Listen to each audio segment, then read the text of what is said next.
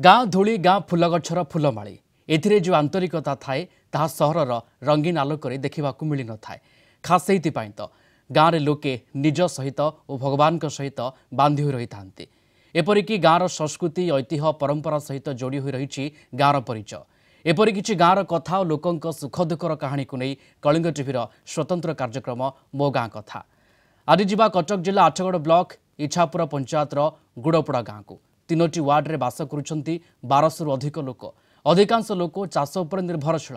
पहुंची समस्त सरकारी सुविधा किंतु रास्ता समस्या पाई दुर्दशा भोगुछंती गाँ लोके। मो गाँ कथा देखा कटक जिला आठगड़ ब्लॉक अंतर्गत इछापुर पंचायत अधीन गुड़पड़ा गाँ संपर्क में गाँव में कौन रही ऐतिह्य कौन रही परंपरा कौन रही गाँवर इतिहास किभली एठिकार लोक मानकर चालीचलणी कहा उपरे विशेषकर निर्भर करती एठिकार ग्रामवासी ताहाकु नहीं आमर यह स्वतंत्र कार्यक्रम आम गाँ कथा।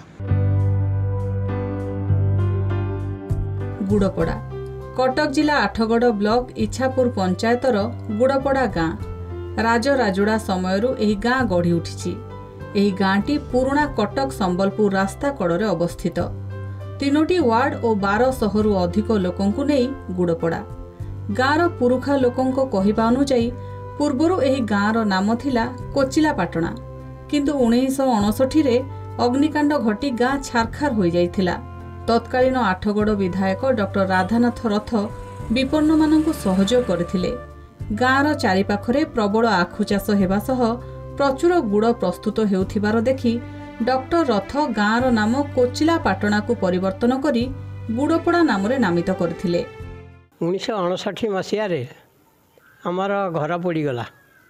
राधानाथ रथ हेतु एमएलए थे सी आसिक जो इनक्वारी करती आमको बिराड़िया काठ आणिक सहयोग कले साहाय्य कले। नरसिंहपुर बाउंश आणिक शालिया बाउंश आणिक घर रही आग संस्था देले से गले आम चंडीगढ़ ठाकुराणी अच्छा गाँ मुंड को तो सी जाती देखते देखिले जे गहिर सार तेंडा तेंडा चुआ एणु सी एकरू नदी करकू गले जे एकर देखिले खाली आखु आखु हेठे कोचिलापाटଣା पूर्व था कोचिलापाटଣା तापर राधानाथ रथ हेठू इनक्वारी करदेले गुड़पड़ा ना देले गाँर ना गुड़पड़ा गुरु आमर गाँ ना कोचिलापाटଣା थिला। तापर आमे जहाँ शुणा पाऊँ जे एठारे प्रचुर परिमाण आखु चाष हुए और गुड़ उत्पादन हुए एवं से गुड़ उत्पादन दृष्टि ए गाँर नाम गुड़पड़ा रखागला। ताको कोचिलापाटଣା को परिवर्तन कर गुड़पड़ा रखागला। गाँर जनसंख्या तो प्राय 1500 हे प्राय लोक समस्ते चाष पर निर्भर करती।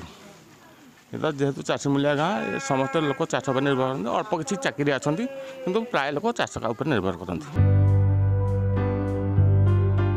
गुड़पड़ा गाँर प्राय अधिकांश लोक चाष उपरे निर्भरशील। अल्प किछि सरकारी चाकरिया आउ किछि घरोई कंपानी रे कार्यरत। एही गाँव रे मौलिक सुविधा सुजोगर अभाव नाही। विभिन्न देवदेवी मंदिर क्लब घर स्कूल अंगनवाड़ी केन्द्र रहिछि। लोकमाने बेस निरीह और सरल। सेमाने एकजुट होई विभिन्न उत्सव और पर्वपर्वाणी पालन करिथांती। समते चाष पर निर्भर करती समते भल चलती एकाठे बास बस एकाठे समस्त यात्रा आमर अच्छी चैत्र पूर्णिमा यात्रा अच्छी वर्षक यात्रा चैत्र पूर्णिमा गाँ जाक मिसिक यात्रा करती सब बड़ यात्रा आम गाँव मुख्य यात्रा स्कूल अच्छी अंगनवाड़ी अच्छी सब अच्छी किंतु रास्ता उपर दुर्बल अच्छी रास्ता लोक जावासा कर आम गाँ लोक समस्ते भल आम गोटाए परिवार भाया चलुचु समस्ते आमर कहीं कली कजिया गंडगोल किसी ना आम समस्ते भल रास्ता तो आम भारी कदर्य हो टिके वर्षा हेले नुआ साई पारी हो पारनु कि गाड़ी मोटर जापारूनी आ बंगला ठे तो ताकू विकासर आलोकरे एही गाँ आलोकित हेउथिले मध्य किछि समस्या रही जाइछि। एही गाँर नुआसाही रास्ता अति शोचनीय होई पड़िछि। लोक नाही नथिबा दुर्दशा भोगुछंती। बारंबार अभियोग सत्वे स्थायी समाधान होई पारु नाही। आम गाँ सबुठु भल गाँ आम भाई भाई संपर्क नहीं कि समस्ते भलरे चलू। गाँर गोटे यात्रा हुए पड़िया 3 दिन नाच हुए ଆଉ ଆମ ଗାଁ ସବୁ ମିଳିମିଶିକି କାମ କରୁ। ଅସୁବିଧା ଦେଖନ୍ତୁ, ଏଇ ରାସ୍ତା କେଭଳିଆ କାଦୁଅ ପୋଖରୀ ଭଳିଆ ହେଇଛି। ଏଥିରେ ଲୋକ ସ୍କୁଲ ପିଲା ଯାଇକି କଚଡ଼ା ଖାଇକି ପଡ଼ିକି ଗୋଡ଼ ଭାଙ୍ଗିଲାଣି 2-3ଟା ପିଲାର। ଗୁଡ଼ପଡ଼ା ଗ୍ରାମରେ ପହଞ୍ଚିଛି ରାଜ୍ୟ ସରକାରଙ୍କର ସମସ୍ତ ପ୍ରକାରର ମୌଳିକ ସୁବିଧା। ଗ୍ରାମରେ ରହିଛି ସ୍କୁଲ, ଅଙ୍ଗନବାଡ଼ି କେନ୍ଦ୍ର, କ୍ଲବ ଘର ଏବଂ ପାନୀୟ ଜଳର ସୁବିଧା। ଅସୁବିଧା ଭାବରେ କେବଳ ଉଭା ହୋଇଛି ଗାଁର ରାସ୍ତା।